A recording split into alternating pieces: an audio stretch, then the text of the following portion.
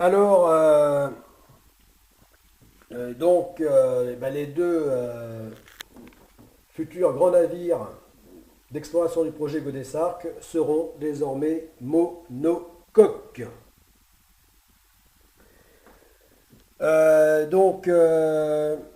Tout ceci pour qu'ils répondent parfaitement à leur mission de navire d'exploration. Alors,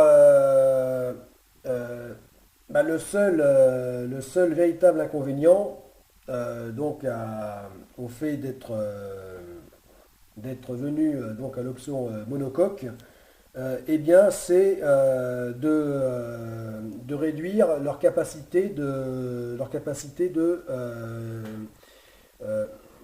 d'emport de passagers, enfin de personnes à bord. Donc équipage et passagers. De beaucoup le réduire, étant donné que, bien qu'étant de la même longueur que dans l'option Pantamaran, eh bien, euh, eh bien, ils sont, ces deux navires sont beaucoup moins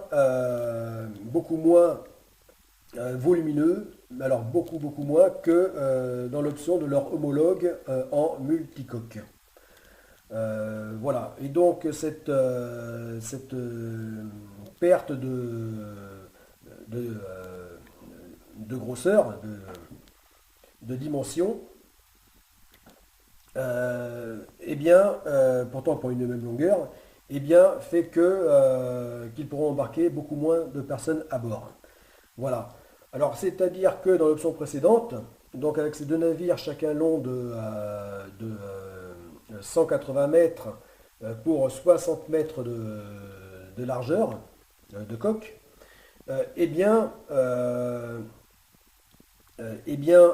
pouvait embarquer un demi-millier de personnes. Et ceci dans un grand confort en termes de volume, de place disponible à bord. Alors que là, il ne pourra en embarquer, et tout en disposant de moins de volume, il ne pourra embarquer que 240 personnes, enfin 216 personnes.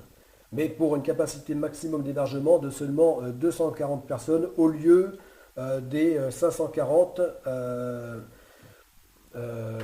pour chacun des navires dans l'option multicoque. Voilà, donc c'est le seul grand inconvénient, c'est que ça limite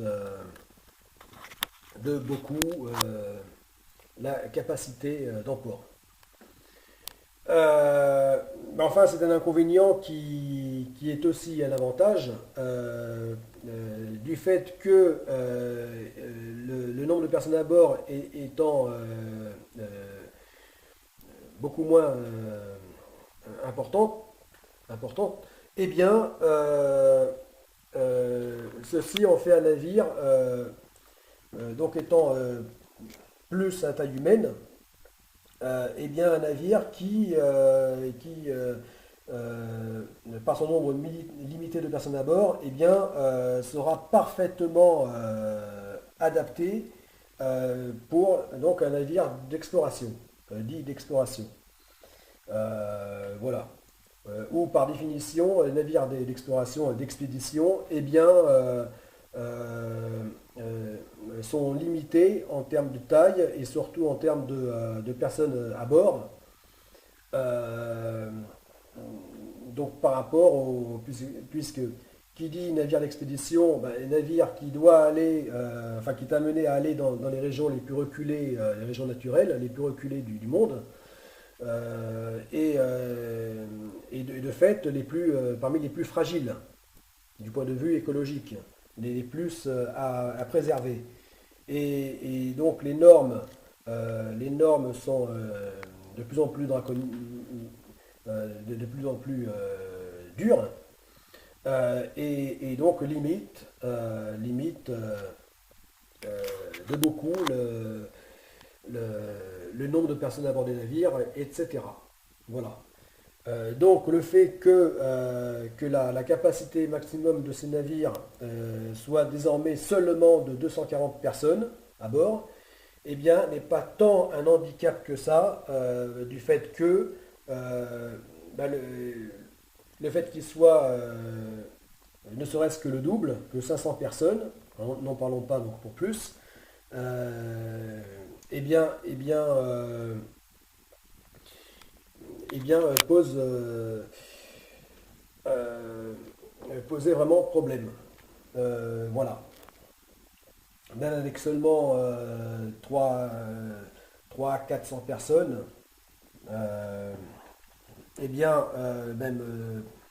même 500, ce qui n'est pas beaucoup hein, pour un navire à passagers, pour un grand navire à passagers, eh bien, même avec seulement ces quelques centaines de personnes, eh bien, ceci peut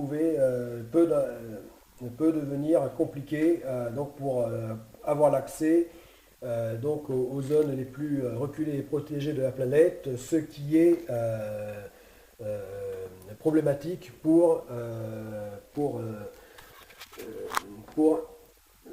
un navire d'expédition ou d'exploration. Voilà. Euh, donc, euh, donc,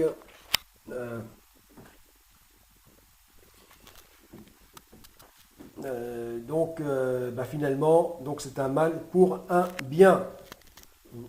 Voilà. Alors, euh,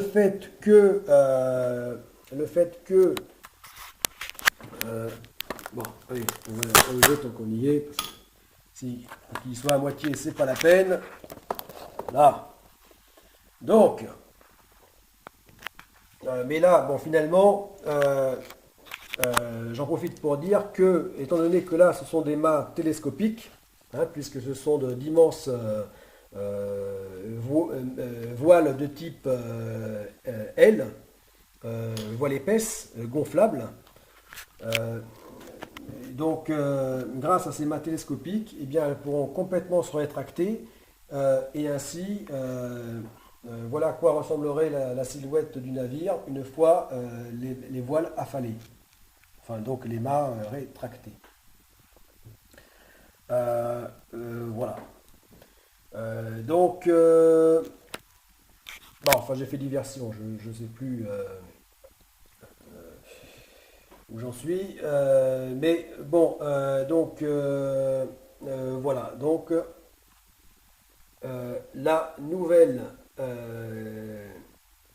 configuration. De toute façon, je vais arrêter là. Je vais arrêter parce que déjà, j'en ai assez dit sur la chaîne enfin, pour l'essentiel, donc sur la chaîne projet Goddess Arc, donc celle qui concerne les deux phases. Voilà, donc j'en ai déjà pas mal dit sur donc, ce grand changement. Et puis, il y a tant à dire que si j'essaie d'être exhaustive, de parler de, de tous les sujets utiles, là je vais m'embrouiller et me perdre. Et ceci ne sera que plus confus. Or, c'est pas le but du jeu. Je vais arrêter là. Voilà. Voilà, donc cette vidéo du 8 mai 2018, c'est surtout pour te faire part, vous faire part donc à ce grand changement, sur la forme du projet, hein. Changement en termes d'architecture navale. Voilà, en passant au monocoque. Voilà. Ça fait un navire. Donc ces deux navires seront en fait, bien que de même longueur, nettement plus petits que dans leur version multicoque. Mais tout ceci vraiment pour en faire de véritables navires d'exploration et ainsi avoir accès donc aux zones les plus reculées, donc enfin vue du grand large, donc les zones les plus éloignées telles que les fleuves, les lacs, les fjords, etc. Euh, voilà. Et donc, mais ce qui ne change pas, indifféremment, suivant qu'il s'agisse de l'option multicoque ou monocoque, eh bien c'est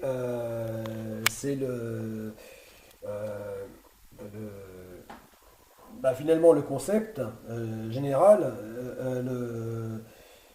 et donc l'esprit de ces navires. Donc tel que ce qui mène à leur silhouette, à leur design, qui lui ne change pas. Voilà, donc là on retrouve toujours cette forte ressemblance donc au navire viking, au drakkar viking, qui est là et même est accentué avec donc en tant que monocoque, puisque les drakkar vikings étaient eux aussi des monocoques. Et donc, à l'instar de ces drakkar vikings, en tant que navire amphidrome, eh bien, donc ils ont cette extraordinaire donc capacité à pouvoir se faufiler partout et donc de pouvoir naviguer aussi bien au grand large, d'être parfaitement adapté donc à l'océan, la navigation océanique, que de pouvoir se faufiler dans les terres.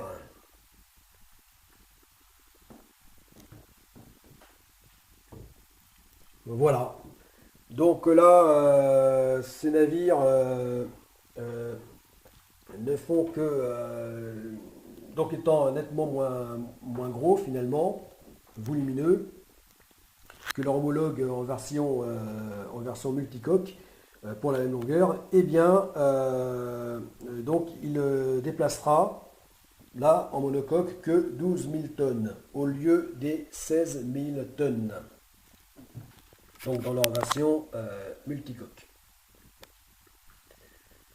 Voilà.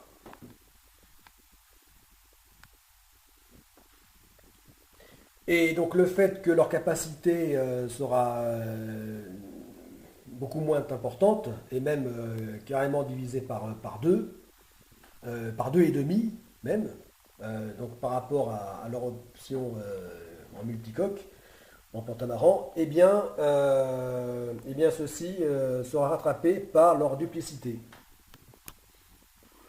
Voilà. Ce qui finalement ne change pas grand-chose, étant donné que à la base, même dans leur version euh, donc d'origine de multicoque, eh bien, euh,